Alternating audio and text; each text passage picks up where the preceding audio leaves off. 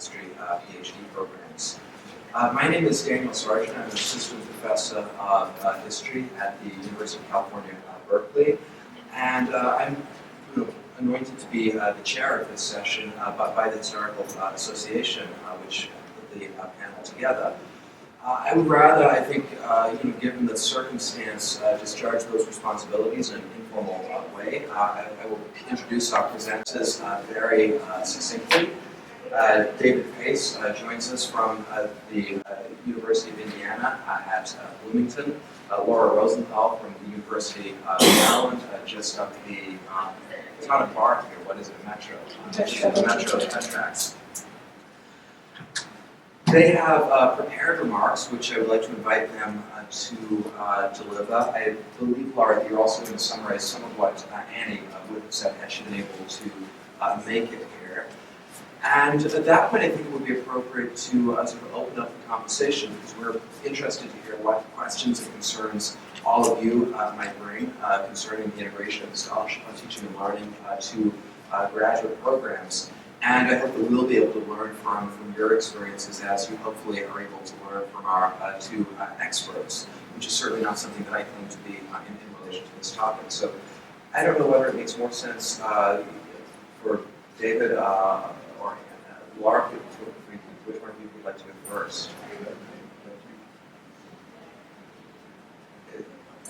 And then you can speak and then Andy's. Okay, that sounds great. So Laura, are the microphones turned on or not? And these are just for the purposes of recording. We certainly don't need these for projection. Yeah, I think so. Okay, great. So we're all good. Okay. So I may not have to do this for this audience, but I do want to briefly make the case for including the scholarship of teaching and learning into graduate programs. Most programs currently offer minimal training in pedagogy and instead offer training through apprenticeship and experience. Both are helpful, but I think a little theory can go a long way. Not only would more attention to teaching and learning help students in a competitive market, but it also offers the potential to ease the experience of the first few years of employment. Assistant professors face a huge amount of pressure, sometimes intensified by the current trial and error model, which can lead to wheel spinning and wheel invention through years that need to be devoted to getting a research program underway. Finally, as practitioners and advocates for the fields in the humanities that have not been getting very good press in the last few years, we have an ever higher stake in new generations of undergraduates being taught well and being taught effectively. There are many disciplines that would thrive without undergraduates. Research in business, pharmaceuticals, and engineering, for example, would continue both in and outside universities regardless of the undergraduate curriculum. Certainly my discipline, however, which is English, not history, there's not much of a market for the fruits of the discipline disconnected from education. This is not to say that English or history PhDs cannot get other kinds of jobs, only that the survival of the discipline itself is deeply dependent on its connection to institutions of education and undergraduate teaching. At least in English, and I suspect in history as well, the great value in fresh perspectives of our material lies in the way those new ideas will eventually reconfigure the way certain problems and ways of thinking eventually get taught. Much effort, some of it very effective, has been spent by very smart people trying to move some of our specialized study out into the world through public advocacy and public humanities projects. These are important efforts and deserve continued support. In concentrating so much on outreach, however, we've tended to overlook the less glamorous opportunities for what we call inreach. Humanities disciplines have a higher stake than ever in passing along the value of our work to new generations, and the primary way in which we do this is through undergraduate instruction. We've tended to overlook our best opportunity for advocacy, understanding, and cultivation of widespread appreciation for all the important research and rethinking that keeps moving forward incredibly in ever more challenging conditions. My own way into the project of incorporating the scholarship of teaching and learning into graduate education has been through perhaps the least glamorous process of all, learning outcomes assessment. In 2004, when my institution newly had to undertake outcomes assessment, I happened to be the undergraduate director in my department, and the project landed on my desk. I've been involved in my institution's assessment process ever since, and now coordinate assessment for the College of Arts and Humanities in addition to teaching in the English department. It's just, I still have a regular faculty job. The challenge of having to come up with learning outcome goals and strategies for measuring student progress toward them converged for me with two other events creating the perfect storm. First, I had also been elected to the Delegate Assembly Organizing Committee at the MLA, Modern Languages Association, my professional organization. And second, an old friend of mine from 18th Century Studies became the vice president of the Teagle Foundation. In the second, Donna Highland suggested that we put together a volume that would address outcomes assessment in a disciplinary context. As so much work in assessment was generic and thus not always helpful to people like me trying to design an assessment strategy for a particular major. Also, of course, and you can tell me if this is true in history as well, that in English, assessments stirred up considerable discontent. So we also wanted to capture how teachers and scholars were connecting it to the larger discipline and to institutional issues. I mentioned the Delegate Assembly Organizing Committee because in addition to voting on motions and resolutions, the Delegate Assembly also includes a topical discussion. I met with considerable resistance when I first proposed that we discuss assessment, although the idea eventually prevailed and it was a productive conversation. Next week in Chicago, if planes are flying, I will be presenting at the MLA with other members of an ad hoc committee created to make recommendations for assessment for the English major. This project is nowhere near as far-reaching as AHA's tuning project. It's a very different kind of effort. Instead, it is an attempt to provide some guidelines and suggestions for those tackling assessment in their own programs, and to think about what English literature programs might have in common across our broad differences. I think that professional societies are just the right place to hammer out ideas about policy and practice in higher education as a way to pool our scarce resources and respond to developments that touch on our experience and expertise. Assessment now has a central place in institutional thinking about teaching and learning. 10 years ago, graduate students used to be asked to explain their teaching philosophy. In English, candidates would be asked questions like, how do you teach a course on the novel? Recently, however, I talked to a graduate student baffled by the question, quote, how do you know if your students are learning? I think now this is a question that they need to know how to answer. Also, assessment is relatively new, and a candidate having a sense of how it operates would be welcome in a department struggling to make sense of it. As part of a College of Arts and Humanities at the University of Maryland's effort to include some professionalization of graduate students, I have developed a winter-term mini-course that teaches graduate students the fundamentals of learning outcomes assessment. I'm teaching it this winter term, starting next week, for the third time. It's completely voluntary and draws graduate students from a variety of disciplines. Taking place in the mini-semester between fall and spring, it takes away, I think, as little as possible from the other pressing obligations that graduate students face. We meet 2 or 3 times and hold some of our discussions online. So as I brought some of my syllabuses, I can tell you. just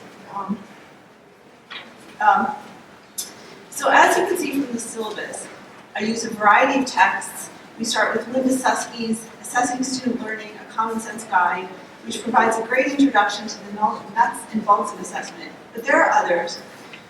We don't just address practical issues. We spend some time on the larger philosophical and political issues involved in the assessment of student learning. To that end, we also read Richard Aram and Yosepa Raksa's controversial Academically Adrift, Limited Learning on College Campuses.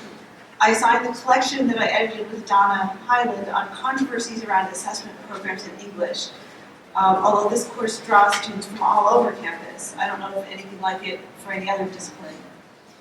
The collection is available free online through the Teagle Foundation, so you can have it. I also assigned a classic article by Robert Parr and John Tagg that you probably all know about called From Teaching to Learning, a New Paradigm for Undergraduate Education, which is actually pretty old now, but still new. Additionally, we worked through Teagle Foundation's book called Better, which is a doctor's reflection on the possibilities of continuous rethinking and improvement through outcomes assessment in the medical profession. Beautifully written, this book explores how small, methodical changes, such as keeping a checklist or making sure that everyone washes their hands, can result in significant improvements over time. Even more to the point, Gawande explores how collaboration, in spite of its difficulty for medical professions too, this is actually, I would, quite a challenge, can yield superior outcomes than individualized efforts on certain projects. Medicine provides a good analogy because of the high stakes and positive outcomes. Nevertheless, we also explore the limits of the analogy. The move to a more collaborative model is also one of Gawande's central recommendations, and often the most challenging one for senior faculty. In my work as the assessment coordinator for the College of Arts and Humanities, I find that newer professors are often more open to the kinds of collaboration over learning that assessment embeds and proposes. I suspect there might be something about the culture of the younger generation that is less averse to this model, as graduate students seem drawn to it as well, and young people will tell me if this is true, but it's something I've noticed. In the course, students do not write a paper, but they blog on the material in advance of class meetings. The blog address is on the syllabus. You are welcome to follow along and join in. It is open to the public, and sometimes we get people outside the class just making comments and joining in the discussion. At the end of the session last year, the class, inspired by Gawande's idea for a checklist for surgeons, which has been shown to improve outcomes, and which he actually borrowed from a checklist developed for airline safety. So notice in these super high stakes things, they have a checklist. We developed a checklist for outcomes assessment, for an outcomes assessment process, and posted it on the blog. So that was a group project we just did for fun at the end. I don't ask, as I would in another kind of graduate class, that students do all of the reading. Rather, I invite them to sample among texts and follow their own interests. For their final assignment, students assign their own assessment project and present it to the class. Students have done projects on paradigm shift in language learning, on online learning versus face-to-face learning, on new ways to teach chemistry, on the continuing value of the lecture format, on controversies over assessment within their professional organizations.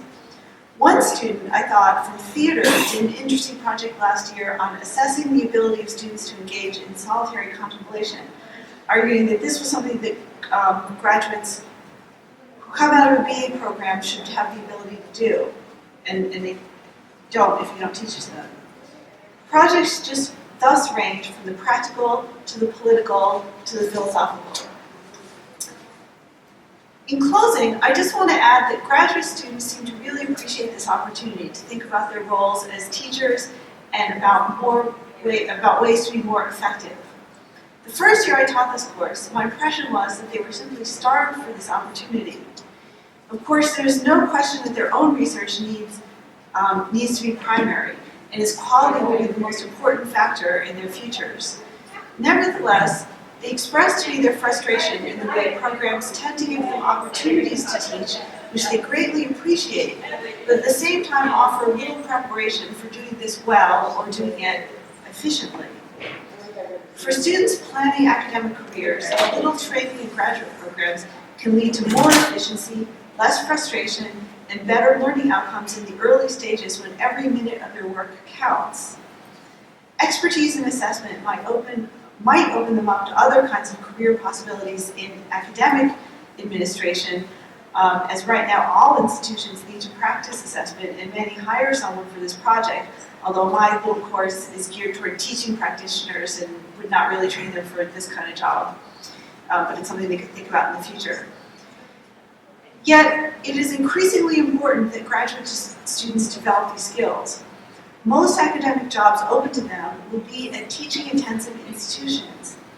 Perhaps because of the demands of assessment and other pressures, higher education in general has become, I think, more aware of its pedagogical function than it has been in a long time, even at research institutions. Finally, as humanities programs continue to face uncertain futures, We all have a higher stake than ever in having undergraduates taught by instructors who can engage them and who can ultimately tell whether or not they have genuinely grasped all that our disciplines have to offer.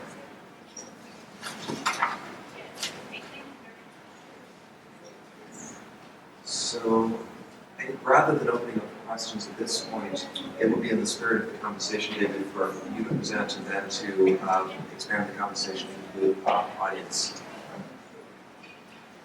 Could you use the microphone? Oh, yes. Excellent. I think is that working better? Okay. Thank you.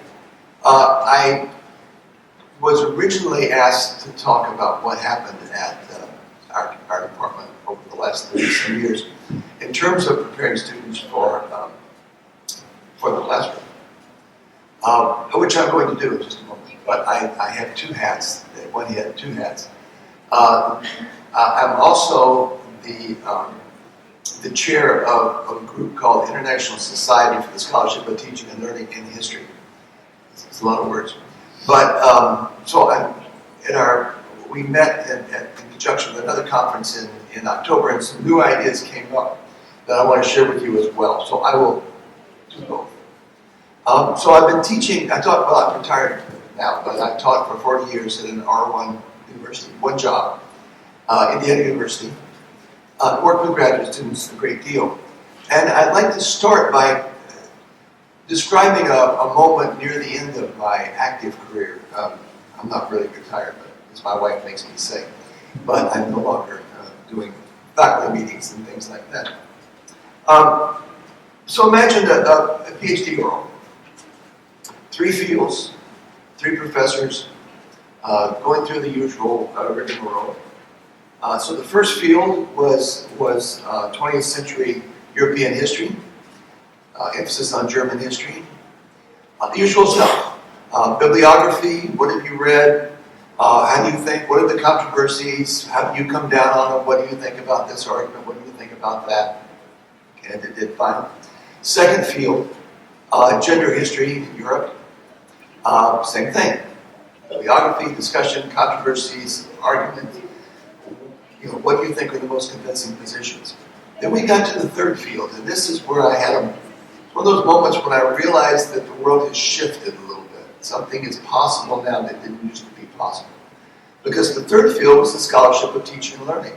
Because in our department now, students have the option of taking a minor field in the scholarship of teaching and learning.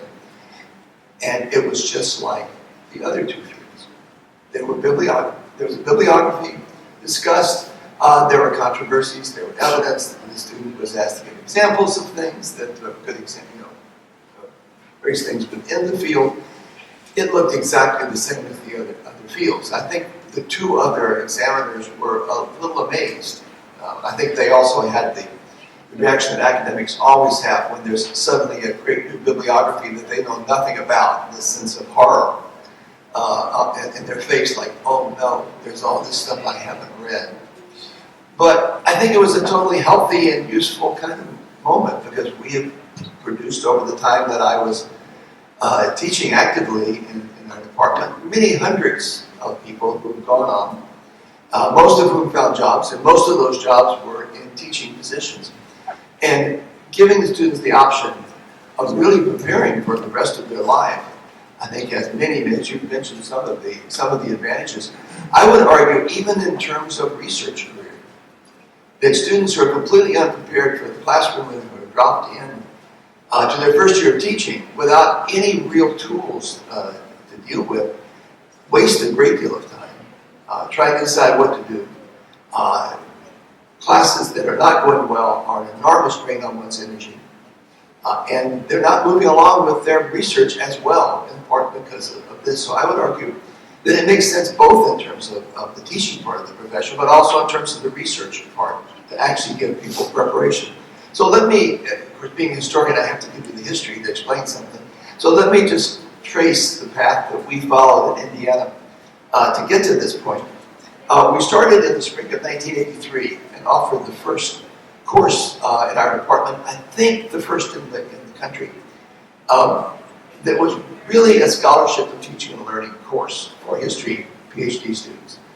We didn't know it was a scholarship of teaching and learning. The word hadn't been invented yet, but we were speaking prose before we knew what prose was. It wasn't simply a teaching tips course, although there were a lot of practical things in it. It also dealt with the theoretical literature that was available and was like a colloquium when you study the ideas that you're in a field and you're discussing, etc. Over time, the amount of literature that could be discussed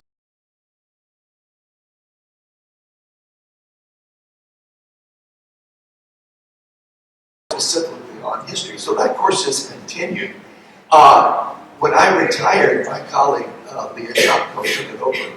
And she did something which I should have done much earlier, and she did it very, very well.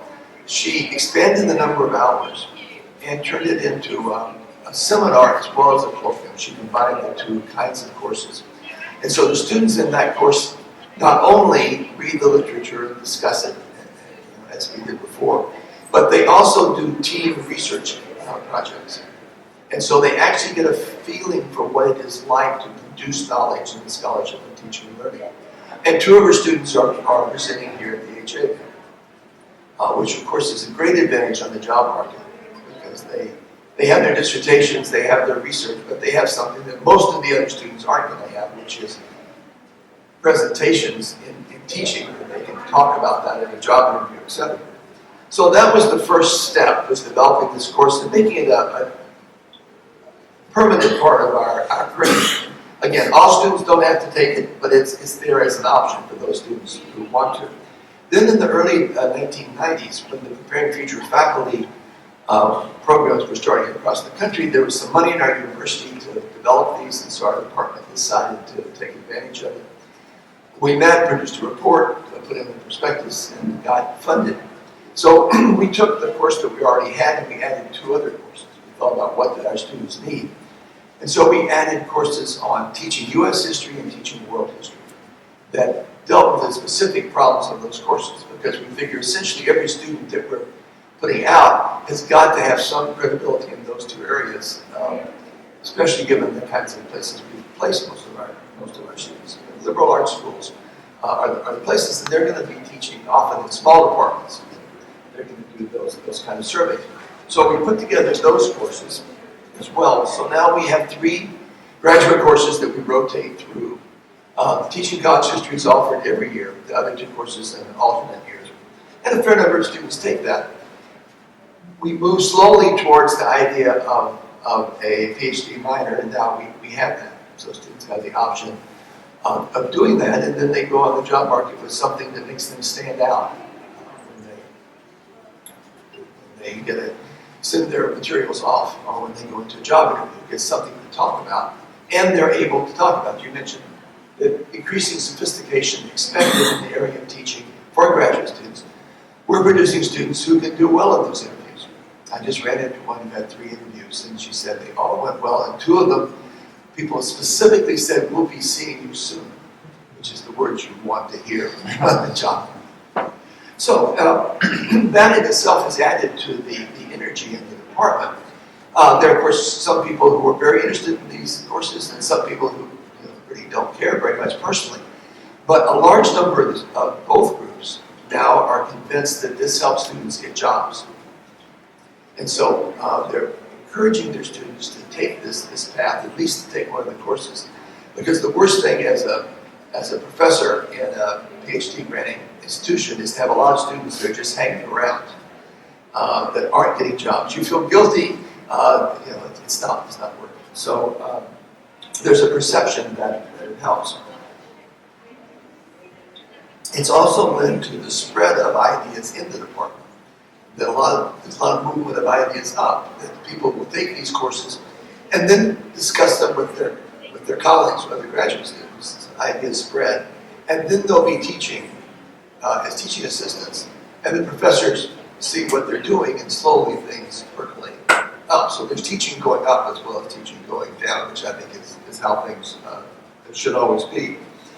We also on our campus have a great deal of work in the scholarship of teaching and learning. We've been very fortunate. A lot of things have clicked, and there's a lot of synergy happening.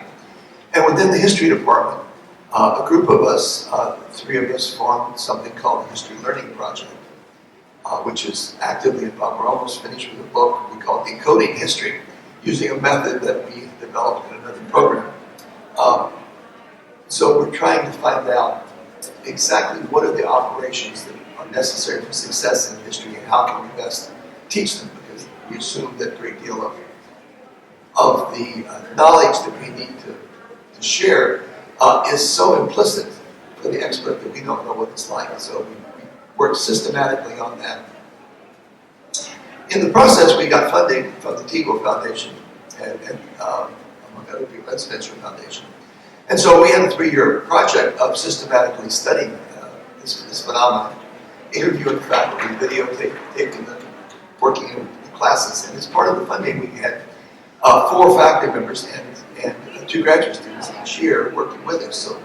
So some of those students had the opportunity to be involved in a research project just as they would elsewhere. Again, that's part of their training. Also, was terribly valuable to us. Some of them had wonderful insights into the process, and some of them are getting publications out of this as well. So over the years, we produced several students who've gone on to make this part of their professional work. I'll mention 2 in particular who've done, I think, very interesting work. Keith Erickson, who's a professor now at the University of Texas at El Paso. He did very well in the job market. I think he got 3 or 4 job offers. And he picked the one at the University of Texas El Paso because he was very interested in the connection with high schools. And part of the duty was to oversee a program in high school teachers. He is now tenured, but as an untenured professor, he took on the Higher Education Commission in the state of Texas, and very successfully, actually, got international attention. Managed to get Danish television correspondents interviewing, etc. He's published a book on that, but also has done stuff in publications in the scholarship of teaching, particularly in public history.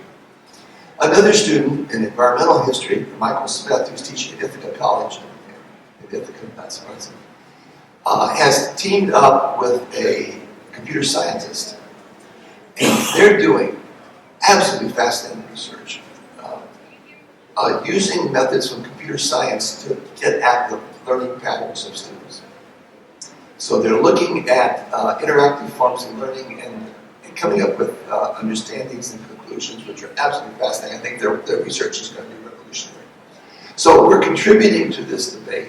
Those students themselves are using this as part of their career strategies.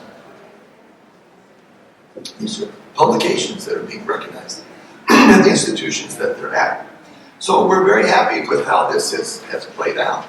Several of them have been active in the formation and development of the International Society for Historians, doing solid work, as we see on our campus. Some campuses say solo, we say sometimes. So that's the first part. Let's see, am I way over time? Not too bad. We can talk about any of that in more detail if you wish. My other hat is now in 2006, a group of us got together, primarily from the United States, the UK, and Australia at that point, and decided that we needed to form a group to encourage this work in history, to link with each other's work. And so we formed an international society. We affiliated with the International Society for the Scholarship of Teaching and Learning, a wonderful organization. I really recommend their annual meetings. And we affiliated with them, but we're an independent group. We've now applied for affiliation with the AHA, and we're looking forward to that. But I mentioned already to some of you, I saw in another session, but we have a website. You can get it, just look for International Society for the Scholarship of Teaching and Learning, or if you want to be added to our mailing list, come up and give me your email after the meeting. It's free, and we don't spam you. But we do have a newsletter that comes out once a year, and announcements about opportunities, conferences, opportunities to publish, people working on things, and we're hoping to expand it more. We have people from, I think, 12 countries. We have about 300 or 400 members right now, And so we're hoping to use this as a means to spread this work throughout the history profession. It's been extremely gratifying work, and I can talk more about that as well. But I wanted to specifically mention an idea that emerged at our last meeting of the executive committee of this organization, because we were thinking about the problem that the discussion of teaching and learning, not surprisingly, has caught on more in institutions that are more teaching-oriented than research-oriented. And so, while there are exceptions, I'm certainly a research-oriented university, and several of a number of our executive committee are, nonetheless, the schools that are producing the most graduate students are not necessarily the ones that are at the forefront of this field. And so how can we help that along? How can we help that process occur? And certainly the AHH project at Berkeley is a perfect example of one path of how to do this. But it occurred to us that there are two groups we might reach. And one are departments that are interested in doing this and see it be a valuable thing for their students, but don't have the resources or the background to do it. A second group are graduate students at departments who don't offer this, but are very interested in it. And we find that very, very common. I did a presentation on history at Sargent at the University of Chicago a little over a year ago, and 40 graduate students showed up because they wanted this and didn't have access to it. So the idea that emerged is to try to work with other groups to create web-based resources. So that either graduate students that want to work on their own or departments that wanted to create courses would have that material. A great deal is appearing right now. There are several books on the verge of publishing, several have just appeared. And we can access those people. Our international society has connections all over the world of people doing this work who can contribute. And if we can work with groups like the AHA to facilitate this, I think it might be a great way to reproduce some of the things we did in Berkeley last March, but make it available on a vast scale. It eventually might end up as being a kind of movement where there would be a course offering for graduate students that either could be accepted by graduate producing, PhD producing institutions, or could just be taken independently. So people would have some kind of credential that they had done this, but that would be down the road after we did more of that. So I wanted to share that with you as well. Just one final thing. I just want to say how incredibly rewarding on every possible level this work has been for me and for a lot of the others that have done it. It is exciting. I get to travel around the world giving workshops about the work we're doing. I get to meet fantastic people. And it seems to be something that the world needs. And that makes me feel good when I go to bed at night. So anyway, thank you. That's my part. Thank you, David. We've heard quite a lot about the, I have a microphone, so though we don't need the microphone to be heard, but I guess we're recording discussions. Okay, so we've heard a lot about the sort of intellectual resources that are available to departments that are interested in designing courses to support graduate student teaching. It really is too bad that we don't have Annie with us, because Annie would have been able to talk about the resources that the Teagle Foundation is able to provide. But Laura, fortunately, you're going to try to summarize for us some of what Annie would have had to bring to the conversation. And I think that it's really important that we do that, because Teagle has been a tremendously significant partner in the production of a variety of such efforts. So this is a perspective that belongs in this conversation. So we're grateful to you for providing us with a synopsis of what we might have heard at the Weather in Toronto being better than it is. Okay, thanks. So I'll just be brief and say a few things about what Teagle is doing. I happen to have also worked alongside Teagle in some things and been to a lot of their conferences. And so what Annie was going to talk about is a project that Teagle launched to target graduate students as a way to improve undergraduate education.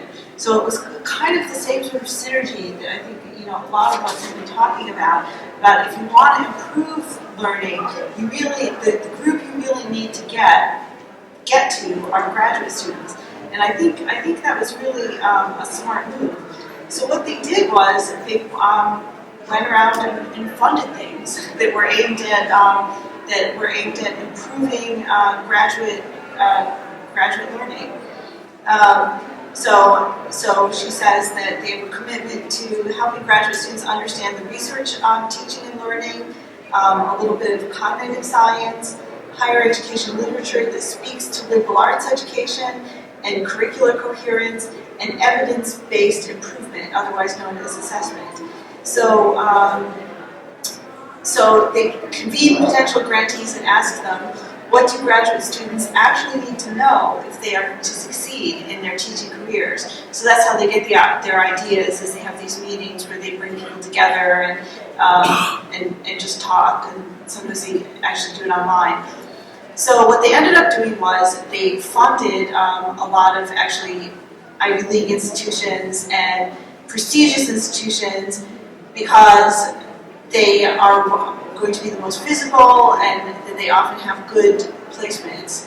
And she says that they tend to have signaling power for change in the field.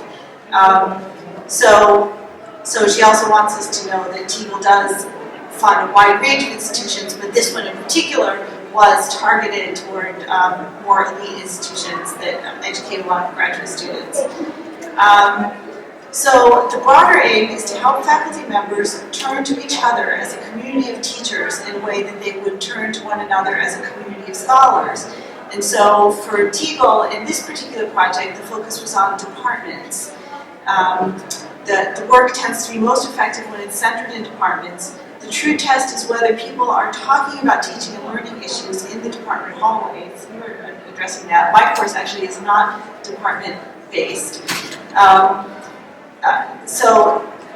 And the reason why they're moving to departments is that she's saying some projects we funded are indeed focused on teaching and learning centers, but there is kind of a concern that when things end up in teaching and learning centers, they just end up in the periphery and nobody pays attention to them. And they have to kind of get into programs more intimately. So there's a list here of some of the projects and some of the places that were funded. Northwestern, Columbia, Cornell, Princeton, Berkeley. The Council of Graduate Students did a project called Embedding Assessment of Student Learning into Future Faculty Preparation Programs. I think this is kind of similar to what I'm doing, is that they're thinking of ways of having graduate students become aware of the assessment of learning. And then, of course, they funded the AHA's tuning project. So they were one of the funders for that. They did one at Harvard, Princeton, UVA. So, I'm just listing these. If you want the descriptions, I'm sure they're on the foundation website, where I could tell you more about them. But that's basically the big push that Teagle has been making to kind of get this into the mainstream of graduate programs by putting out this funding. That's right. I actually counted up the projects that Annie would have talked about. I think that there are 18 in total. And when you look at the evolution of the Teagle grant program, then you see a clear evolution exactly the kind of things, right? Away from the funding of standalone teaching and learning centers on campuses and towards the funding of programs that are vested within departments, which is a really interesting transition, and one that I think is really relevant to our conversation here. At this point, I think it's appropriate to open up the conversation because this is a terrific opportunity to have a roundtable type of discussion and to engage problems and concerns that the rest of you might bring, and to which our experts might speak from the vantage points of their own experience. But I wonder if I could start off by asking a question that picks up on a theme that both of you dealt with in your remarks, which has to do with the relationship of the scholarship on teaching and learning to what I think, David, you characterized as this sort of tips and tricks approach to pedagogy. Because as I understand, these two things are very different. One of the challenges I think that we had at Berkeley when we we redeveloped our course, and redevelopment that David was essentially involved with us. We wanted to contribute this to a panel that the American Historical Association, Julia Perkins, organized back in March of 2015. One of the challenges that we had was to take a course that had traditionally been a tips and tricks approach to graduate pedagogy, and to turn it into something more rigorous, more firmly grounded into evidence-based approaches to the scholarship of teaching and learning. So, if either or both of you would like to speak to the possible tensions or possible synergies, perhaps, between these different kinds of approaches, then I would be really interested to hear more on that topic. Okay, it's a great question. I've not thought about it in a while. The positive side of the more intellectual and demanding aspect of the scholarship of teaching and learning is that it really does change people's practice on a deep level. It makes you conscious of what you're doing. It gives you tools for situations you haven't been in. And it also means that you can take some of the skills that we have as historians and apply them in the classroom. Which I think is really important. We're lucky. We deal with people all the time. We're used to doing this. It's what we think about. It's a matter of transferring a lot of those ideas and understandings to the classroom. Physicists don't have that. So it's a way of tying teaching into the intellectual life that we normally lead, and there's great power in that. And it makes a kind of seamless career where you're dealing with ideas in both areas about how people function, thinking about what can I do and how can it be different and things like this. Now, one of the problems with just having the tips is not only is it not very intellectually satisfying, it doesn't really change you very much, but you also don't know when to use them. You can learn collaborative learning, you can learn this, etc. But you need an idea for what is needed here. There was in the session yesterday, there was a discussion about lecturing versus other methods of teaching, and one of the panelists on the answer, he said, you have to know what it is you want students to learn before you know what tool is going to work. And otherwise, you're using a tool for tool's sake. And that involves the kind of broader scholarship of teaching and learning. Now, the tension is that sometimes students don't understand that. Right? If they say, give me three, particularly if they're teaching at the time, they'll say, give me 3 things I can use tomorrow to solve this problem. And so I think you probably need to include both aspects in a course that's being offered, and both are important. But knowing the tools without knowing why you use them in the bigger intellectual context is very, very limiting. And so that's my response to it. Yeah, what he said was great. I think that's, I don't have a whole lot to add to that except for, and I'm just thinking out loud here, I wonder if the tips and tricks strategies sort of came along in conjunction with student evaluations, and if they're kind of organized towards getting better student evaluations. And so I think, to me, why I'm drawn to assessment, even though a lot of people have a lot of problems with it, and I definitely see its limits too. But I think if you switch from thinking about how can I get good teaching evaluations to how do I know my students are learning, you don't have guiding tricks. You have to do something much more sophisticated, and it's also, I think, potentially a collaborative project. It's something that people should be involved in together. We should be thinking about how our students are learning, not how I'm great in the classroom. And I actually think, so this is just another total item speculation, but I also think a lot of institutions now are going to a portfolio model for tenure and promotion for teaching and de-emphasizing the student evaluations. The reason I think that's true is not only because of information from the Scholarship for Teaching and Learning, and additionally from the assessment movement, but I think partly they're being decentered because a lot of them are now online. And so their usefulness is really limited because the students just don't fill them out, or they say silly things that aren't helpful. And so they're not doing them in front of you in class. And so they're I guess I've kind of seen that in my institution, that their power has really diminished. So I don't know if other people agree with that. That's just a total random speculation. But I do think we're all moving toward a different model. Even so, interestingly, both of us being at these big state research one university is kind of the last place in the world you'd expect people to be thinking about this stuff.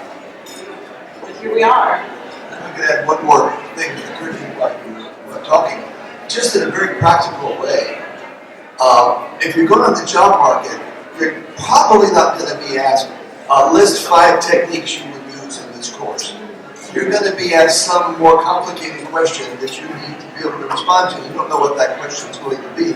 On one of the panels yesterday, Bill Skilling said when he has an interview, one of the things he asked is, what have you read about teaching recently that was intellectually stimulating to you? Teaching tricks is not going to help you there at all. So I think that just practically being able to think about teaching broadly is going to be the thing you need. So, thanks to all of you. Mostly to David, it was really refreshing to hear about the things that you're doing. But of course, you recognize the very fact that you're up there talking about them suggests how thin on the ground they are. And I'm thinking about some of the reasons why that is, and the reward system has a lot to do with it. And to pick one, there's a lot of focus, understandably so, on promotion and tenure, but people only go through tenure once and promotion at most twice. And that they go through merit pay every year, merit evaluations. And the valuing teaching is awfully hard to do. Now, you created a culture in your department that is commendably centered on graduate student outcomes and how best to achieve the kinds of outcomes that graduate students are at the best position to actually get, as opposed to what professors would like to imagine them getting, which is the legion of minions running around with other R1s. I'm wondering about whether you can offer any advice about how to implement this culture in a setting where the reward system is already existing, and there is also a sadly blinkered point of view that prevails in so many different branches of the profession, not simply history, about what it is that we ought to be thinking about graduate students in this example. That's a great question. So I'll ramble for a minute about it. Unfortunately, I'm going to have to repeat something I said in the session yesterday that some of you were at, so I'm sorry for being repetitive. One of the nice things about being older is that I realized the world around me is impossible. That when I started teaching in 1971, a lot of things that happened, like this session, would have been unimaginable. It couldn't have happened. So the notion that there are all these things that can't happen, I thought, well, things do change, and they are changing very, very rapidly. So I wouldn't give up on that. The thing I said yesterday was something that influenced my career a lot. It was a talk I heard. It was at a conference I was sent to, just getting interested in this stuff, in the early 90s about the education of teaching assistants. And the keynote speaker was Eugene Rice, a sociologist who was doing a lot of work at that time with faculty awards and things like that. And he gave a model, which I'm slightly misrepresenting here because he said that there's, in traditional academia, there's there are 2 poles. And using language from the 1950s in sociology, he said, at one pole is the theoretical and the cosmopolitan, the things that have to do with the cosmopolitan distance, referee journals, all that material.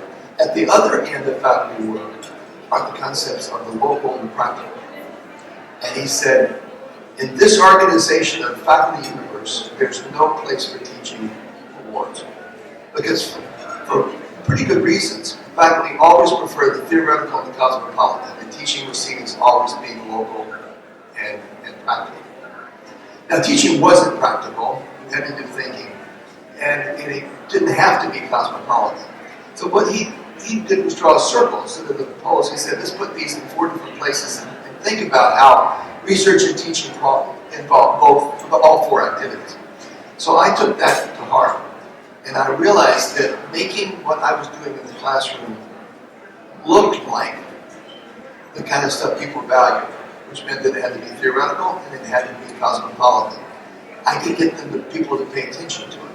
If I gave a paper at a conference, if I wrote something that was accepted by a referee journal, if I did a book, if I had people at other universities, of course, multiply by the distance, of course, the value of evaluation, in other countries who would write about what I was doing, it would look like everything else. And so when I went up for promotion on the basis of this work, there was no problem. I mean, I was fortunate in many universities there would be some struggles. But I had no trouble getting full professor at all the levels. The statements by the committees were extremely positive. The vote was very strong, and I don't think there was any opposition at all. So that's part of my answer if you want to get this work taken seriously. The Scholarship of Teaching and Learning is a route to allow what we're already doing in the classroom to make it visible to people. A colleague that won't otherwise have any idea what you're doing, who sits on a committee to evaluate you, has to read your articles, is going to know what you're doing. That's part of it. And the other thing is developing a culture. And on our department, I think an absolutely crucial thing was this element of job placement. It was the lever that got a lot of people willing to accept and support this. And if there's going to be change, I think it's going to come about when a certain number of PhD-producing universities begin making this part of their training, so that when students go on the job market, it's going to be expected. And then other departments are going to begin to realize, oh, if we don't do something about this, we're going to have trouble placing our students, and then it's going to go back up the route. I talked to somebody yesterday, teachers in a small state university campus, and he said, instead of quoting, I can use his name, that when they recruit faculty, and they have a small department, so it really matters who you get, there are certain departments that they don't even pay attention to anymore, because the students are so completely ignorant about anything to do with teaching that they glance over the material. But basically, those departments are being rejected. And that's a force that can have an impact on departments that are not automatically open to this kind of stuff.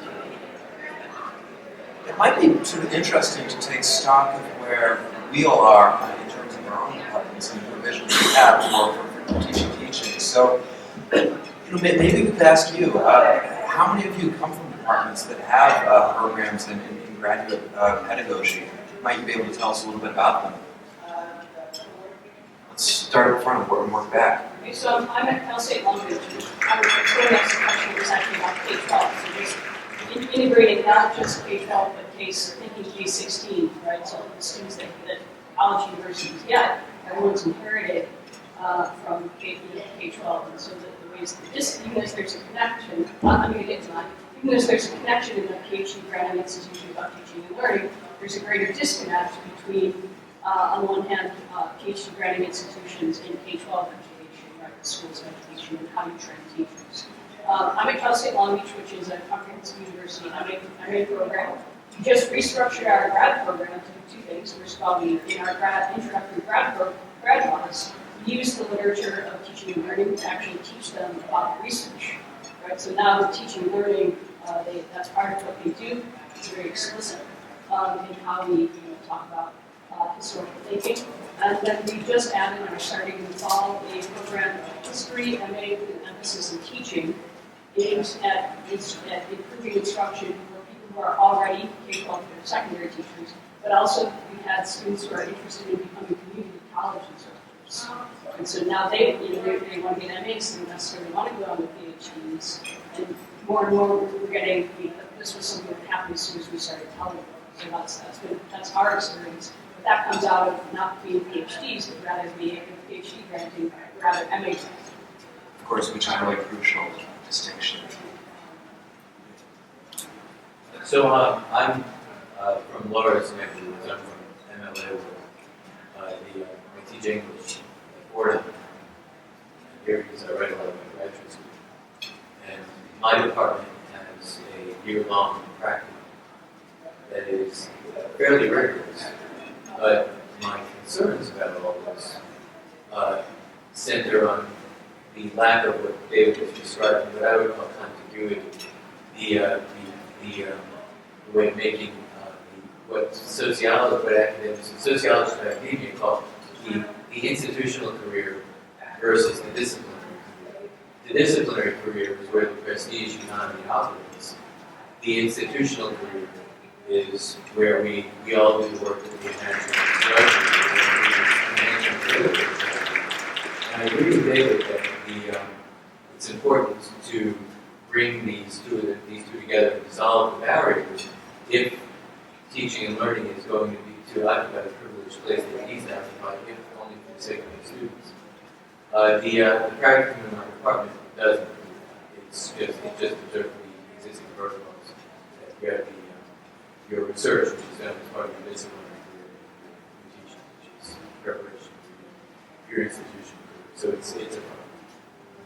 I'm just going to add something just to see if your perception matches up with mine. And just kind of looking over the program at the history conference, I thought there was a lot more attention to teaching than I've ever seen at MLA. Do you think that? I mean, it's just stunning how the contempt or, the lack of discussion about this crucial function, you just don't see it at MLA. At MLA, and literature professors think they're so cool. They haircuts are edgier, and the clothing costs more, and it's. But I think that there is absolutely a more ethical professional connection going on. Yeah, so maybe you guys could tell us how to bring that to MLA, because they actually have this panel every year called "Why Teach English Literature." If you ever go to that, it has nothing to do with teaching. It's all about these prominent people in the profession talking about themselves. Why they take the question literally. Why do I personally teach English literature? Guess what? I'm running. Oh, you're doing that one. Well, I hope that's the introduction of the MLA division on teaching of literature, and it draws a few hundred people every year. Yeah. It's called Why Teach Literature, and yes, it is the occasion for three superstars to ruminate on airy topics themselves. Yes. And it's my attitude about it is that it's considerably better than nothing, but it's a lot. Yeah, no, I always go. I love it, but yeah. Can I add something before we go to the other things? Just a request.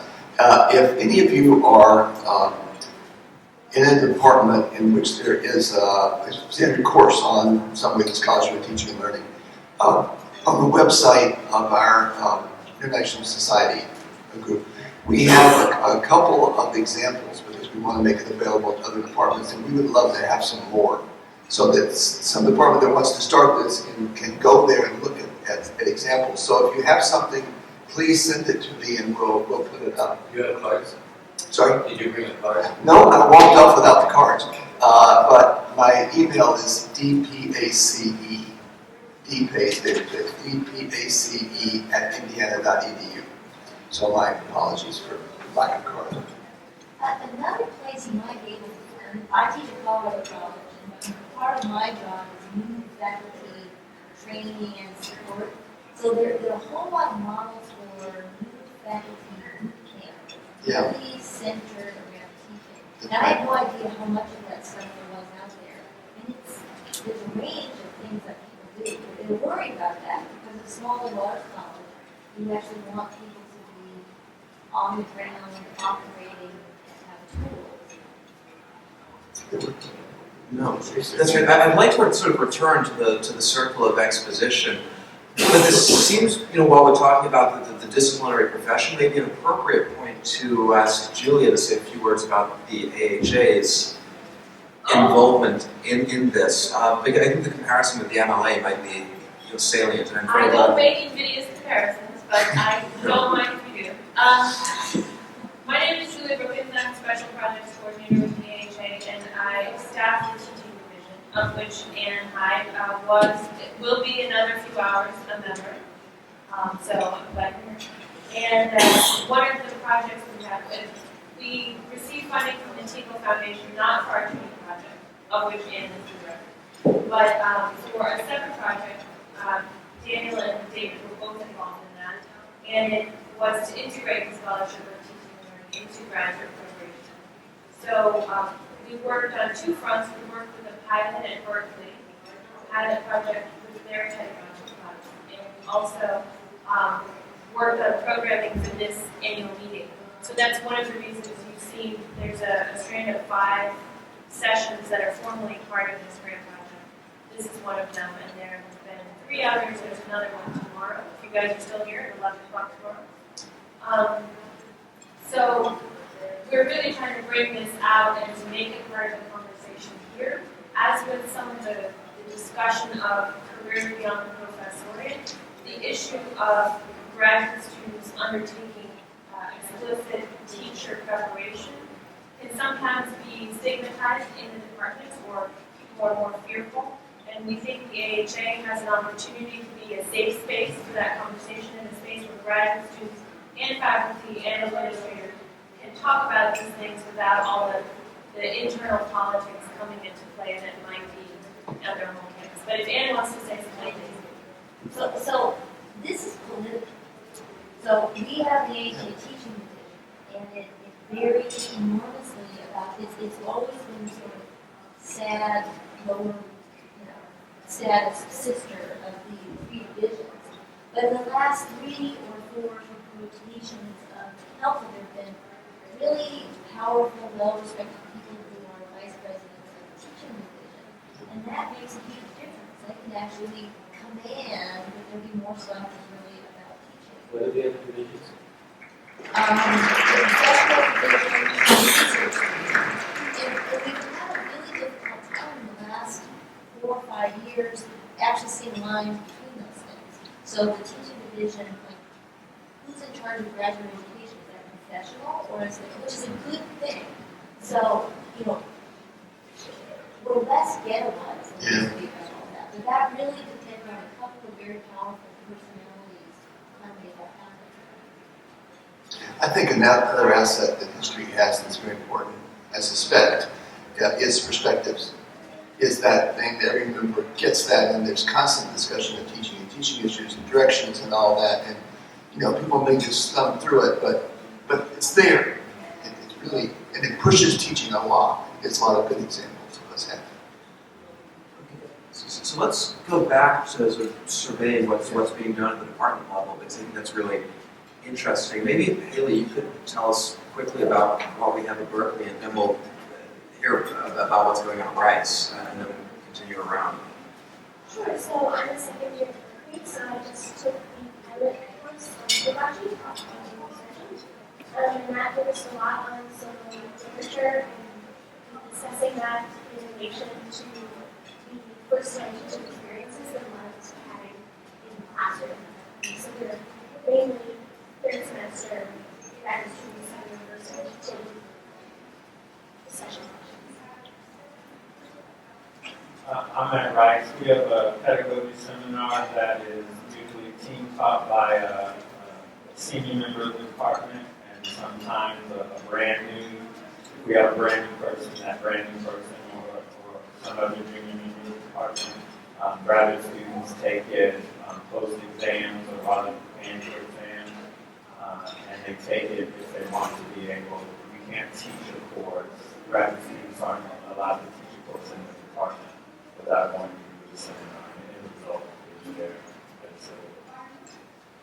Is the course mandated at the departmental level, or is it mandated It's higher a up? departmental level, and it's tied to teaching monies that we have focused on undergraduates, trying to make connections, trying to find ways to spend it productively. So we redirected some money that was focused on undergraduate education and use this to improve undergraduate education by improving graduate, or hopefully improving graduate teaching of undergraduate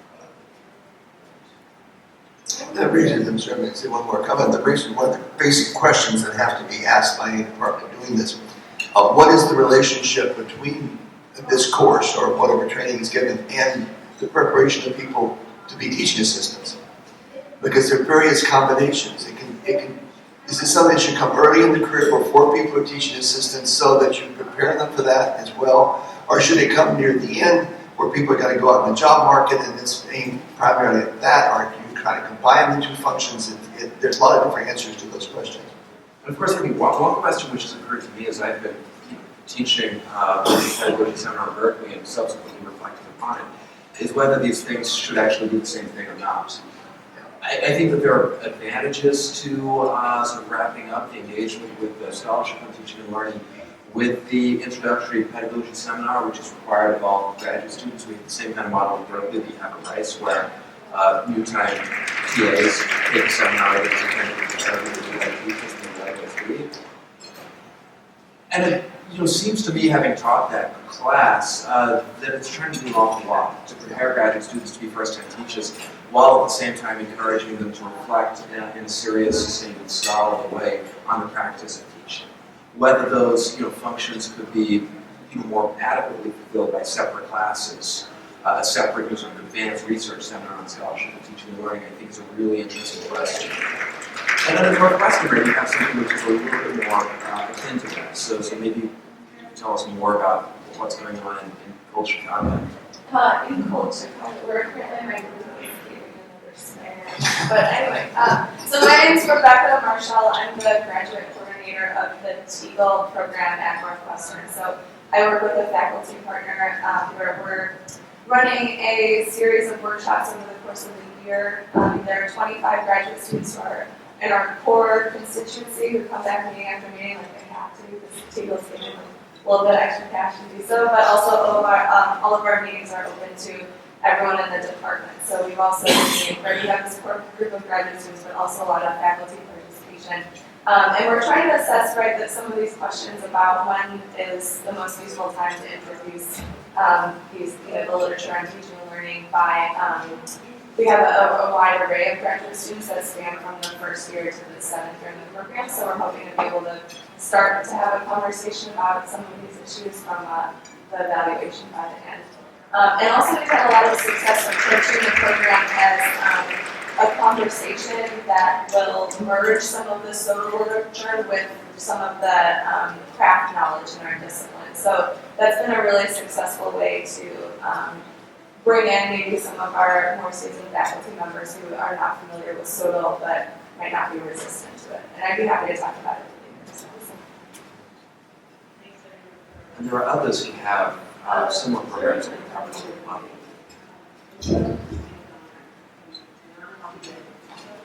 So in the history department at Stanford, there's a variety of things going on. That's in our quarter system, the spring quarter first year, all first year grad students take a class that is really sort of how to enter the classroom as a teacher. So I think that it verges on going into more theoretical questions, but with the explicit intention of this being useful to you as you TA your first time. So how to deal with race and gender, legal issues, and that's taught by a senior faculty member. I think that, so most graduate students that start teaching in their second year, and by the time they started doing that, they may have sort of forgotten a lot of the previous year when they took that course. And then in the third or fourth or maybe their fifth year, we all, or most graduate students, teach a methods course to undergrads that deals with design ourselves. So there's a workshop to help them design that course. But again, this is a very practical, what goes into writing a syllabus, what are undergraduates capable of in a 10-week quarter, that kind of thing. And some students are very resistant to that workshop. They do not see the point. They just want to go teach their class. They're just not interested in the time it takes away from studying for their exams, etc. And so that's sort of where things stand in the department. I mentioned this at the other panel that there's a lot at Stanford that happens in the Center for Teaching and Learning at the vice provostial level outside of the departments. And it's really a shame because humanities grad students are the population that's not taking advantage of the departmental resources, while other graduate students are to a greater degree. And so it's very hard to figure out, should we be bringing teaching and learning classes into the department, or how can we convince students that these are useful things? How do you convince a student that they should not take a subject-based research seminar and to take a course that emphasizes teaching scholarship instead? That's a challenge that I'm trying to work on right now. So we're faced with a class that's going to be offered to introduce students to the relationship between high school, community college, and all kinds of higher education, learning in the humanities, and 5 students are enrolled. So how do you sell that sort of thing to students who are, more focused on thinking about what can I take from my advisor or that committee member to progress in the research? Just a quick question, does Weinberg have any involvement in this seminar series? No. I know several faculty members in the department because there was a graduate student organized series of talks called Teaching History Matters 2 years ago, and they invited Sam Weinberg to talk. They thought, oh, wow, we have this great resource literally about 50 feet from the history department at the Ed School. It's right there. And faculty were like, who is this guy? I've never heard of him. He's adjunct in your department, isn't he? He's got what do you call it, joint or something like that. Thank you. So it's very confusing, I would say. I think there's a lot, some years, enough graduate initiative to push through a workshop like this in Teaching History Matters. They put together a small library, which includes all of the same library space, which is great. But then from year to year, it's in flux because of whether graduate students take the initiative or not. So there's very little faculty.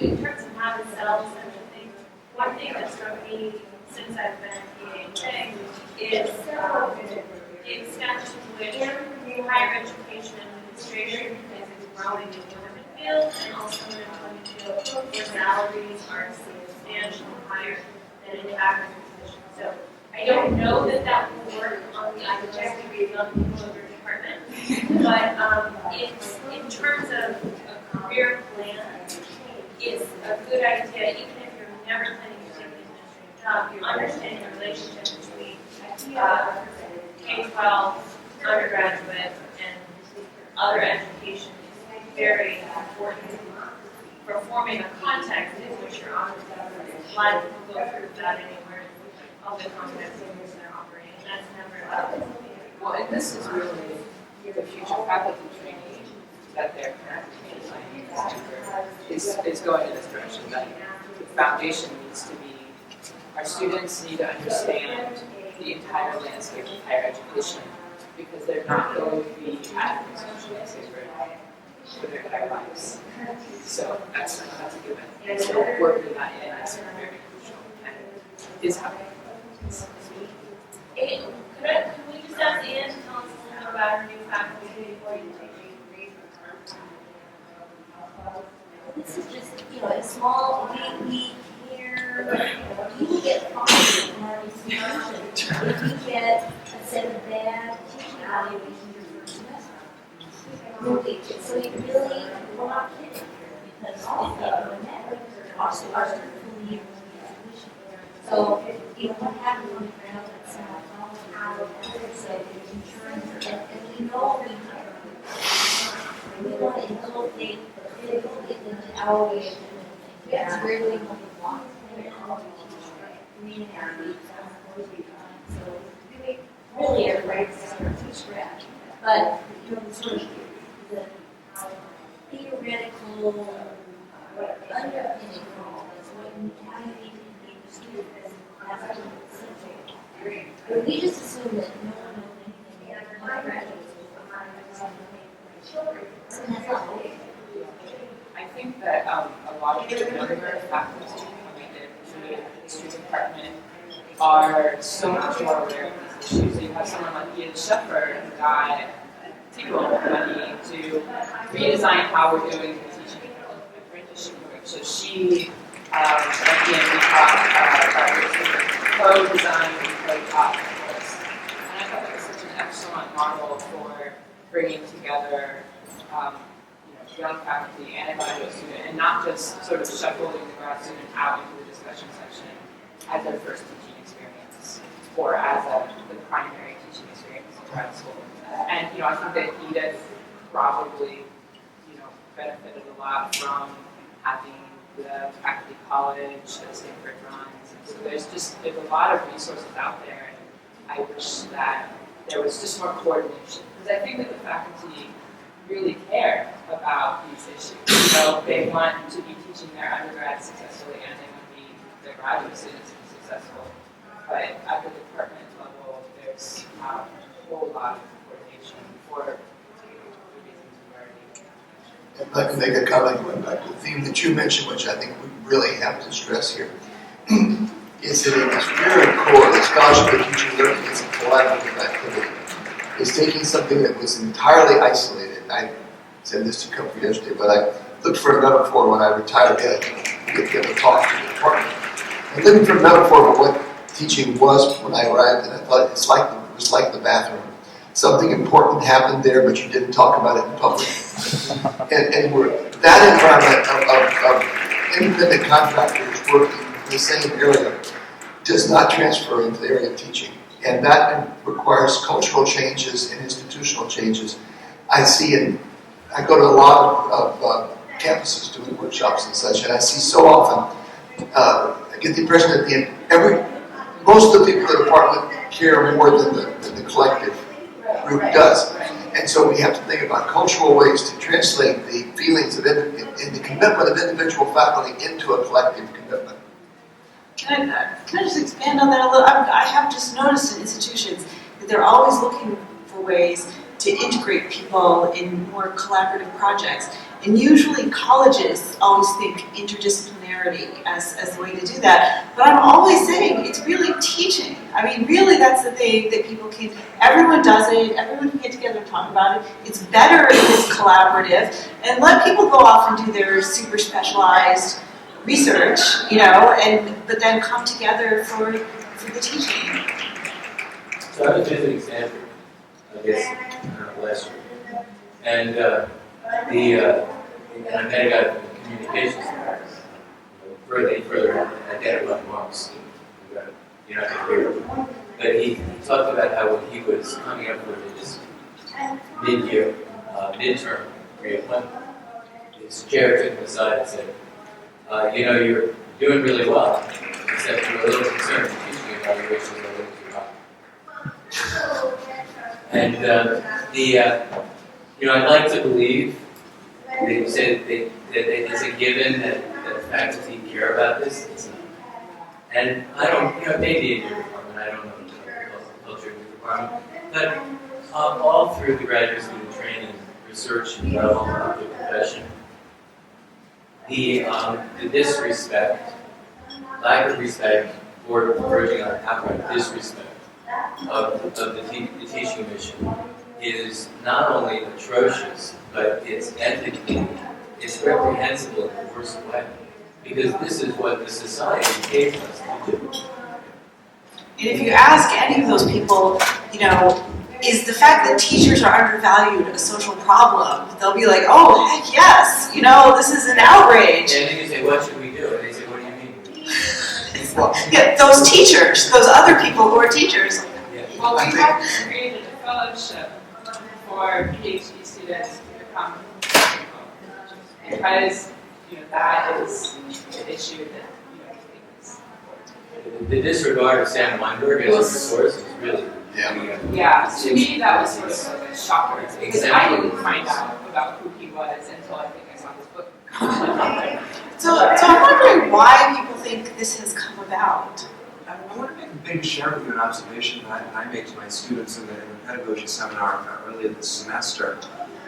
At the very beginning of the fall semester, I participated in a faculty panel for new faculty at Berkeley. And this pulled together faculty from across the campus, not just within the College of Life Sciences, but from the professional schools too.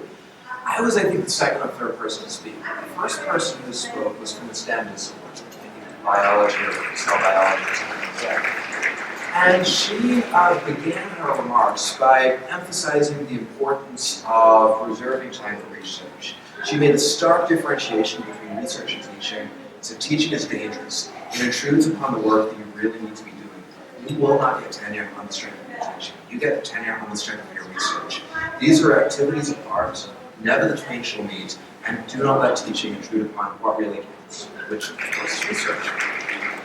Thank you. Just into your question, there's a definite causal explanation. It's the Cold War argument that after the Cold War, or during the Cold War, the government turned the university into the R&D lab for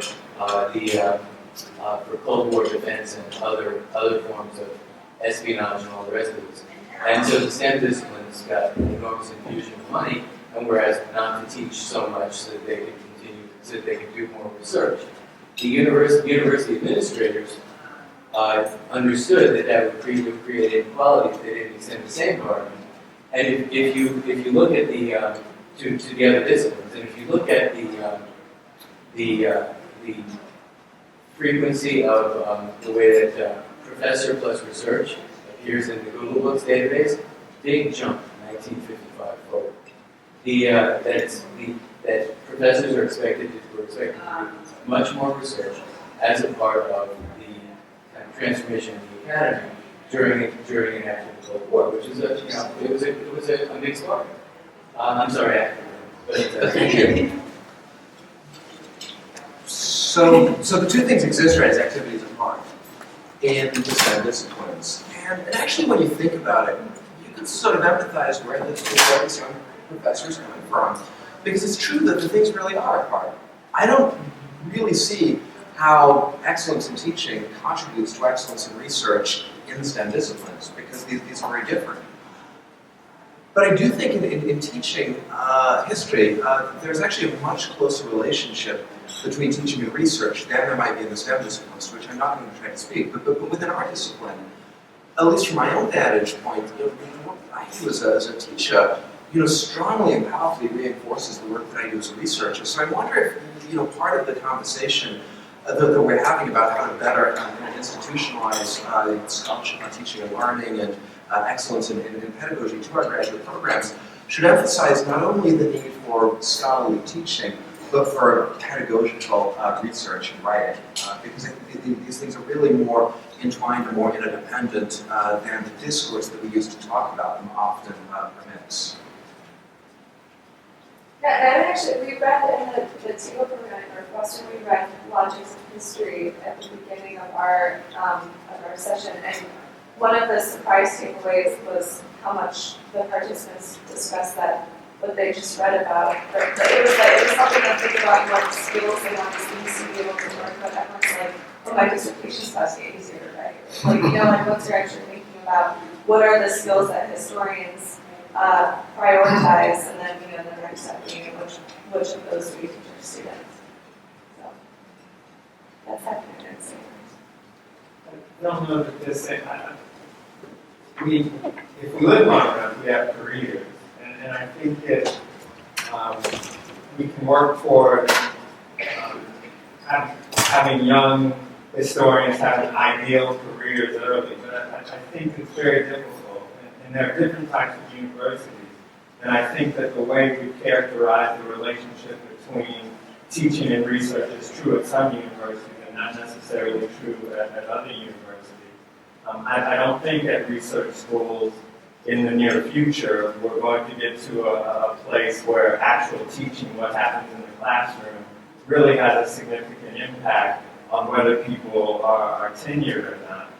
I think research is going to continue to drive that for a while. But if we take a medium view on people's careers or a longer term on people's careers, if we can keep more people from being bad teachers, then I think we can give them an opportunity to spend an early part of their career really focusing in on the research, which they probably should do, but learning some about teaching and not being bad in the classroom, and which then allows them an opportunity later in their career to get better. That's what we're supposed to do. We get better at things as we go on. And I just want to suggest that as a way to think about bringing young professors along, or a type of choice if you land at a certain type of school. And of course, if we can make it part of graduate education, then what you're saying is made much easier. If we have people starting off that already know a lot of the things. Yeah. Behind a lot of what we're saying, I think, is the classic mismatch between individual incentives and collective incentives. That I think right now, in a great number of institutions, this is a life or death question. If we don't justify what we do to the general public in state universities, the big schools aren't going away. Berkeley's not going away. Places like this, but a lot of institutions aren't going to be there if they don't justify themselves in the way we haven't had to justify themselves in the past. And this is one way to do it, to demonstrate to the public that we care and we're doing things and all that. I think teaching in universities has a pretty bad public image right now. But the question is, how do you translate that into individual incentives and support? And that I think we have to think about very seriously. Institutions have to think about it. I think even within the public university, and here I'll speak only from Berkeley's vantage, the funding model is changing. It's already changed in really important ways that have made us much more dependent upon undergraduate tuition than we were even a decade ago. Now, I think at Berkeley, the history department has long had a culture of prizing excellence in teaching, but once we're in a world where, now that we're in a world where we're depending upon undergraduates to pay more and more of the bills, we can't continue to maintain that undergraduate teaching is somehow peripheral to the central activities of a research university. And in that respect, I think public universities are becoming more like institutions like Northwestern and like Rice, which I guess have much longer been centered on undergraduate tuition fees as a source of revenue generation and on undergraduate education as a priority. I don't know if that's experience that has recurred in other public universities, but that's certainly sort of our view at Berkeley, is this is unavoidable structural forces that sort of make it so.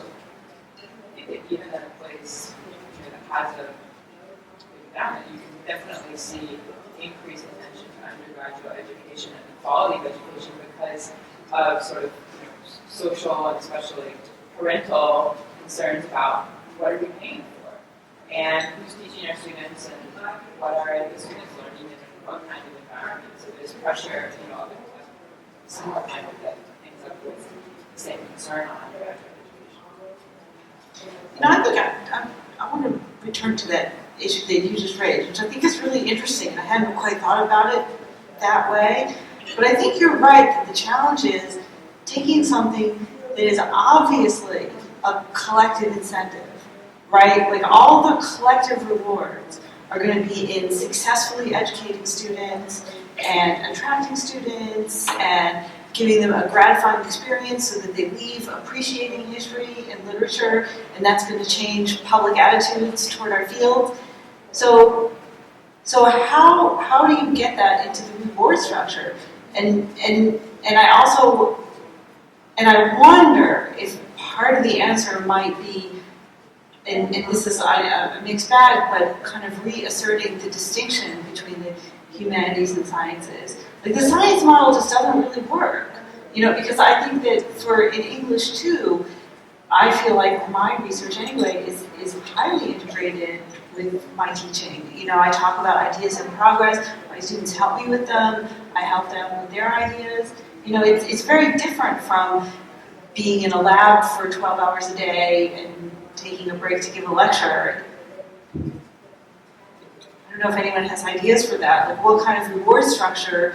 It actually sort of occurs to me that that's really the thing that's going to drive a change. Is if you can have your career, and I actually think like student evaluations is not going to be it, because those are too problematic as ways of judging effective teaching.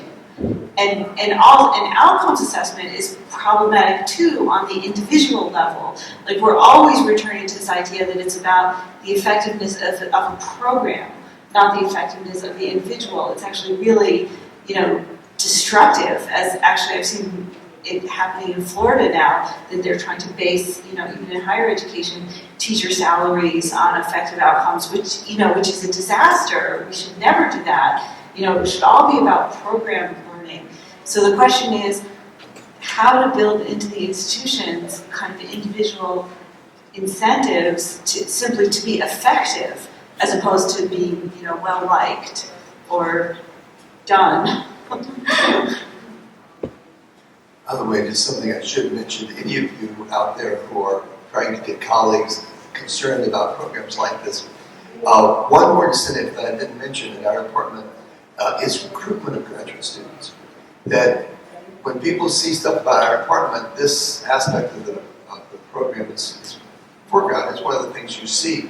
And when you see the application letters, a significant number of how you talk to students about why they came there, it is a good recruiting tool because there aren't many places that visually tell the student, many of whom look forward to being college teachers, tell them that we're going to help you do that. So you can use that argument with colleagues if you want. I think you can be effective. I guess we could comment on that. I mean, come to this from a little bit different perspective. I got a master's in history, but while I did that, I taught first year writing, and so I joined a quarter of about 16 MA students in English and one other law student. And their first semester, they take a 1-week seminar, and then they start teaching. They start their MA classes, and they start teaching immediately the same week, which works because the culture I come from, we were taught growing up, so it's just part of our culture. And so, as you go into that teaching, though, that's one thing I studied a little bit as I was in that graduate seminar to learn how to teach the structured writing class, was how are other colleges doing this? How are they teaching their master's students how to write? And it's a little bit different from the PhD, but I'm going to apply to PhD programs, and that's one thing that I've looked at is, okay, who's going to be good at training me? And obviously I've taught now college writing in 3 different colleges, universities, but what's going to train me to be a good history teacher? Who actually puts an emphasis on that? Because I would like to teach them. So I agree with her. So from my experience at Berkeley, I came to Berkeley in part because we have a lot of teaching experience, both in the program and as part of seldom now. And but I like the idea of a third field in scholarship teaching and learning as being a possibility, and might allow graduate students to assert their interest in teaching in a scholarly way. But so like coming to this conference is really fun for me because I feel there raises the interest in teaching without making it seem like I'm not interested in research and not interested in my other work. So having those kinds of official ways of getting involved in teaching Sort of prompts a question, which I'd like to put to David. You have a school of education in Indiana. To what extent, if any, did the establishment of a serious commitment to the scholarship fund teaching and learning at Indiana involve partnership with the education system? None. Now, I want to qualify that a little bit because once we started doing formal research, in terms of the graduate program, initially, but we started looking at the literature on K-12 and history, which is wonderful. And they know us, we don't know them. The people that are really good, like Sam, like Keith Barton, Linda Levstate, people like that, know history code, and they can come in and talk about the books, etc. But we were doing research, and we were finding that really stimulating for the work we were trying to do. And then Keith Barton moved to Indiana, and so we started talking to him, and he's now getting involved. When the group of the Shopko students shared their initial project from the teaching course, he came to it, was involved, made comments, and it was very, very positive. And so we're developing a very good relationship there. But generally at our campus, what I think is common is there's this iron curtain between education schools and everyone else. And that's another cultural limit that we've alluded to a couple of times, but the K-12 division makes no sense whatsoever. And that some of these people have expertise we need. So I think opening up to that is something that is very healthy. But of course, the barrier between the education school and the history department, which is in a different college usually,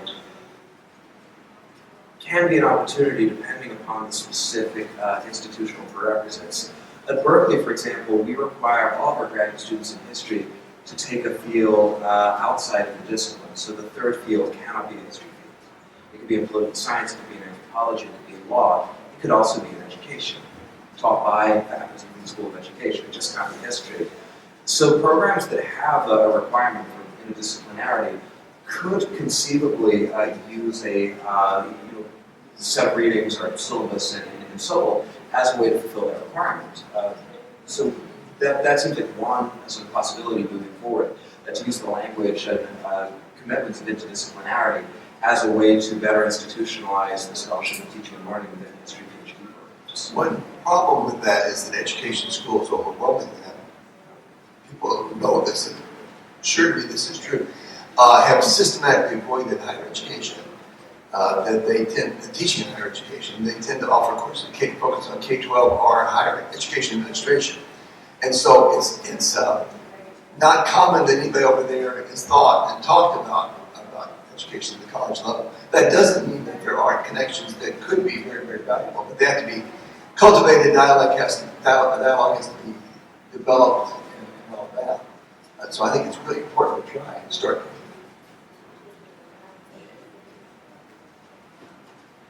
I've been trying to think of an answer to Laura's question about incentivizing better teaching. I've been trying to think of it within the context of the research university, though. And I just wonder what happens to the research university long term.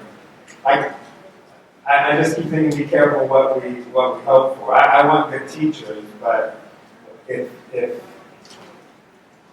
the tenure decision, right, because that's the real incentive, even if teaching becomes even with research, I guess I guess it'll never become a little more important than research. I don't know why I'm comfortable having my college chosen by the fact that they're really good researchers. But I am very comfortable with that, and I'm for some reason less comfortable with, at least in my current post, right, given what our department says its purposes and what the university says its purposes, deciding on who my colleagues are based on how well they teach and their impact in the classroom.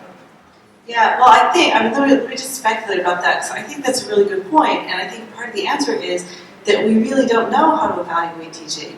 So it always seems sort of political or random, or in a way, like evaluating the research seems to have a process that has the potential to be more fair, and in a way that evaluating teaching is just, it sounds to me like, from what you said, like that nobody specializes in this, either in our departments or in education.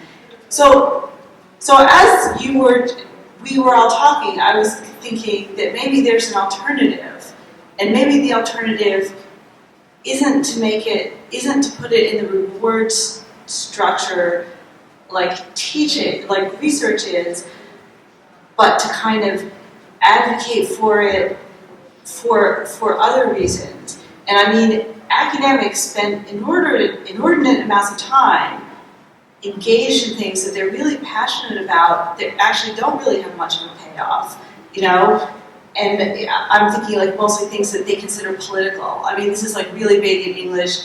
It seems like maybe less so in history. I just don't know. But people get involved in all kinds of things, and so I wonder if it would more fit into sort of public advocacy and kind of a value system. I don't know, but I see the problem in having that be part of a professor's evaluation system. could I refer to that too?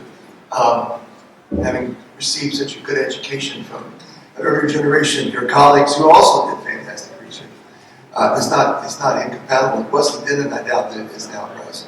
But I have colleagues who believe that they are teaching at a research institute. And to me, that's delusional. You have to walk in with 38,000 students who don't exist in their minds. That's operating in some other space. But given that system, which that's an extreme example, I don't think we have to worry about watering down tenure too much. I think that's going to be protected no matter what. And I see personally nothing wrong with a system in which it is assumed that you will do first-class research to get tenured. That doesn't mean that you're still allowed to be a bad teacher, which I think is increasingly not the case. Increasingly, people are actually being denied tenure in various places. But first, you're not allowed to be a bad teacher, as you said earlier. That in terms of promotion and in terms of salary increase, other forms are recognized. So I don't think that it's unreasonable to say what you said, that we expect. The third thing I would say is that in the job search, if research is so much the dominant criteria that nothing else is considered, that's dysfunctional. Because there are people who you just don't want to be teaching with for the rest of the career, no matter how good they're in research. I think that has to be a part of the process. So I don't think it's an either-or at all. At one of the panels yesterday, someone made a distinction between being the producers of pseudo literature versus consumers. I think that is maybe a helpful way to think about this problem too, right? That you can think about some of these issues and apply them to your teaching without necessarily having to redirect your research agenda. And the other thing that I've been struck by with sort of engaging in this scholarship and starting to have a conscious framework with which I approach my own teaching is just how much easier it is to design courses and how much less time I spend running around fretting about what I'm going to do in my class. And instead, there's an intention behind what I'm doing, and it feels like I know what I'm going to do with assessments and evaluations, and then I don't know, all that kind of anxiety about what the heck is going on in my classroom kind of eats up less of my time also. So that's another way that I've seen thinking about incentives, like pitching it to colleagues. It's like, when you have an idea of what you want to do, it's a lot easier to do it. So I do that all. I mean, I make that case for assessment all the time, that it saves you a huge amount of time in your teaching if you kind of know what you want your students to learn in the end. So I completely agree with that. sounds simple. It does. This goes back to what you were saying about the collective incentives versus the individual incentives. And I guess one thing that we've been talking about with the tuning project is taking collective responsibility for what students are learning in a major, right, as history majors. And one thing that I think I'm not right to do, but the thing about having colleagues who aren't good teachers is that you're teaching the same student after they've not learned something in that student's class. And it may not feel like that. It may feel like it's the student who's not learning, right? But it might also help if you start thinking about the program as a whole and what the program is doing, and then you don't have students who are being passed around in the department without gaining what they need to gain in order to succeed. That's right, it takes a curriculum to educate history majors. You can't do it in a single class. So, because it's interesting, because I was trained obviously in research university. I'm one of those people who was involved in K-12 education, then got a job at a sort of teaching institution in part because of the activity. So I guess I'm like your graduate students who are that kind of story. But as far as teaching culture, it's interesting in the barriers and specialization in research universities and research universities, colleague who left from English, that the specialization is so deep and the desire to replicate, create sort of mirror images of the professor actually creates barriers to this interdisciplinary discussions about teaching. So it's actually interesting being at the MA granting institution where the barriers are less because they've always been focused on, on practical solutions, right? Teaching norms, right? In the old-fashioned, right? That's what Cal State's were the normal institutions, right? So in fact, in some ways, we can go back and forth in ways that the research universities can't. So our credential program is located in the history department, not in the College of Education. But we go back and forth with, we have people who have joint appointments in education and history. So as far as what we're saying about Stanford is, yeah, but the students think of themselves because they're taught in the university, I was the same way, that I'm going to teach at a research university at the end, but in fact, you're going to go to an institution, probably where it's more likely to end up in an institution like mine that is an MA granting, a teacher, and the consumption of the research actually is closer because then those students become teachers, right? So they are learning, if you write a book about, world history, those students are going to then use it in your classroom. It's that much, it has that much more. An observation from this is a different kind of point, but I think that reinforces the point that you're making, is that there is perhaps a much looser correlation between the research profile of the institution where the faculty member works in history and the excellence of their research output than might exist in other disciplines. It would actually be really, really interesting for the AHA to sponsor some quantitative study of this. If you're going to talk about a classic STEM discipline like physics and contemplate the highest professional accolade in that field, the Nobel Prize, that goes to people at a predictable handful of institutions: Harvard, Berkeley, so on and so forth. If you look at Chicago, if you look at the highest accolades that are rewarded within history, I would wager that you see no such correlation. That the highest awards, the Bancroft prizes, the AHA's top prizes, go to people from all over the map. From the whole. Absolutely. They go to people who teach at research institutions. They go to people who teach at liberal arts colleges. They go to people who teach at a whole variety of institutions because there's not the same correlation between sort of the research infrastructure of the institution and the excellence of the research that individual participants in the discipline are capable of producing. And that's a point that is easily obfuscated in the vocabulary that we use to talk about these things. I think it's important to remind ourselves of what the reality of the situation actually is. We have a luxury that we aren't even aware of most of the time, because in the sciences you could not afford ever to let go, because you lose your lab. Historians, once they've got tenure, can take off 5 years and go, do whatever they want to do, and then come back as long as you get to the library. And now you don't have to get to the library most of the time because of the internet. You can pick it up again. So we have that luxury. Let me say one other thing. I'm gonna, among friends here, okay? Say some things I really feel. Not that I haven't been doing that, but deeper. I don't like feeling powerless. I like to feel like I'm a citizen, I'm involved, and I make a difference, and my life makes a difference. And part of my sense of making a difference for most of those years had to do with what I did in the classroom. That I was producing people that were intelligent that had ideas that were going to be citizens that were going to affect the world.